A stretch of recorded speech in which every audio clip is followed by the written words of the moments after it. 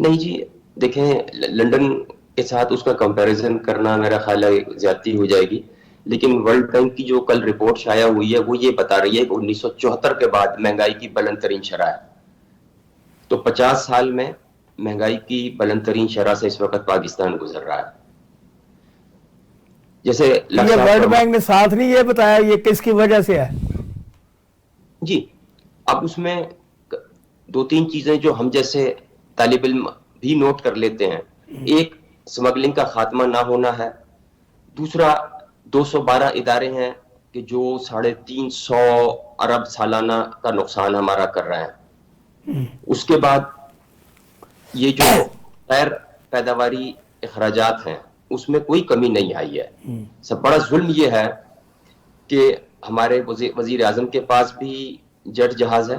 ہمارے وزرائے اعلیٰ کے پاس بھی پرائیویٹ طیارے ہیں، اس کے علاوہ ہیلی کاپٹر ہیں، اور ابھی تازہ ترین خبر یہ ہے کہ وزیر اعلیٰ پنجاب کے لیے بھی کوئی 3 ارب روپے کا چھوٹا سا ہیلی کاپٹر خریدا جا رہا ہے. اب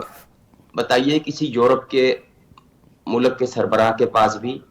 ذاتی یا پرائیویٹ طیارہ نہیں ہوتا، ٹھیک، وہ کمرشل فلائٹ استعمال کرتے ہیں اور بلا وجہ سفر نہیں کرتے.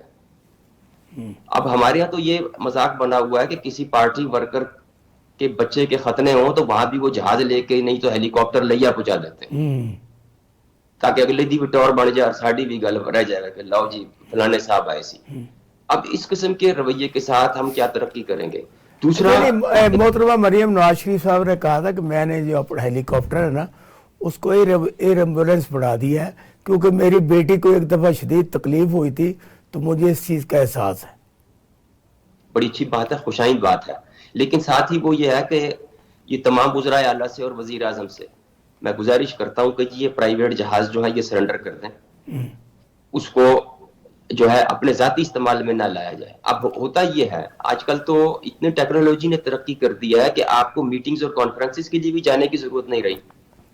وجہ یہ کہ آپ کسی کی تیمارداری کے لیے، کسی کے افسوس کے لیے اور کسی کو شاباش دینے کے لیے جہاز کا استعمال کر لیں ملک کے ایک کونے سے دوسرے کونے تک. اب پھر جو غیر پیداواری خراجات ہیں ان کو کم نہیں کیا گیا کہ ابھی بھی آپ دیکھ لیں کہ بلا وجہ وہ ڈیولپمنٹ کے نام پہ فنڈز بانٹے جا رہے ہیں،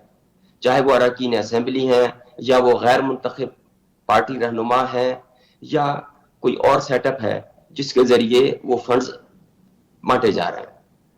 کئی ماہرین معیشت نے یہ کہا کہ 1 یا 2 سال تک آپ یہ ڈیولپمنٹ کے بجٹ روک کے اپنے مسئلے مسائل حل کر لیں، لیکن یہاں پرابلم یہ ہے کہ وہ خود بھی بلیک میل ہوتے ہیں اور دوسروں کو بھی بلیک میل کرتے ہیں، اور وہ اس کا جو ذریعہ ہے وہ یہ ڈیولپمنٹ کا فنڈ بنتا ہے کہ جس ناظم سے یا میئر سے یا اپنا وہ چیئرمین سے حکومت راضی ہوگی سے فنڈ دے دے گی، جس سے نہیں ہوگی اس کا ناطقہ بند کر دیں گے. یہی پوزیشن آپ کے سامنے کے پی کے میں ہو رہی ہے کہ انہوں نے ابھی صرف 30 ارب روپیہ مانگا ہے اس بجٹ میں سے جو کہ وفاق دیندار ہے کے پی کے کا، لیکن کوئی سنوائی نہیں ہوئی ابھی تک. اور آپ کو بھی پتا ہے، ہمیں بھی پتا ہے کہ کے پی کے وہ صوبہ ہے کہ جو اپنے ریونیو کا صرف 10%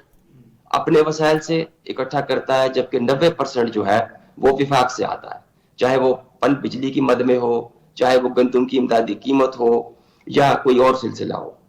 اب ان کا اگر فنڈ آپ روک لیں گے تو اس کے لامحالہ اثرات کس پہ پڑیں گے؟ صحت پہ، توانائی پہ، ایجوکیشن پہ، ڈیولپمنٹ پہ، اور سیاسی اثر یہ ہوگا کہ ان کی مخالف حکومت وہاں پہ ناکام ہو جائے گی. تو ہونا تو یہ چاہیے کہ یہ